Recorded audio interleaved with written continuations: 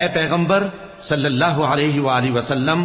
لوگوں سے کہہ دو کہ میرے پاس وحی آئی ہے کہ جنوں کی ایک جماعت نے اس کتاب کو سنا تو کہنے لگے کہ ہم نے ایک عجیب قرآن سنا جو بھلائی کا رستہ بتاتا ہے، سو ہم اس پر ایمان لے آئے، اور ہم اپنے پروردگار کے ساتھ کسی کو شریک نہیں بنائیں گے، اور یہ کہ ہمارے پروردگار کی شان بہت بلند ہے، وہ نہ بیوی رکھتا ہے نہ اولاد، اور یہ کہ ہم میں سے کوئی بے وقوف اللہ کے بارے میں جھوٹ گھڑتا ہے، اور ہمارا یہ خیال تھا کہ انسان اور جن اللہ کی نسبت جھوٹ نہیں بولیں گے، اور یہ کہ بعض بنی آدم بعض جنات کی پناہ لیا کرتے تھے تو اس سے ان کی سرکشی اور بڑھ گئی تھی،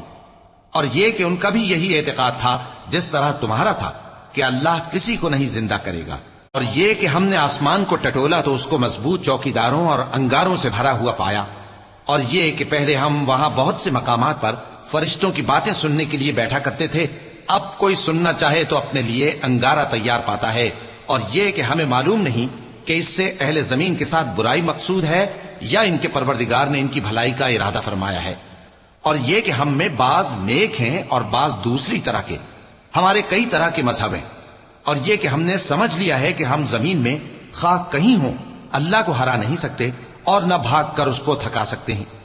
اور جب ہم نے ہدایت کی کتاب سنی اس پر ایمان لے آئے، سو جو شخص اپنے پروردگار پر ایمان لاتا ہے تو اس کو نہ نقصان کا خوف ہے نہ کسی طرح کے ظلم کا، اور یہ کہ ہم میں بعض فرما بردار ہیں اور بعض نافرمان ہیں،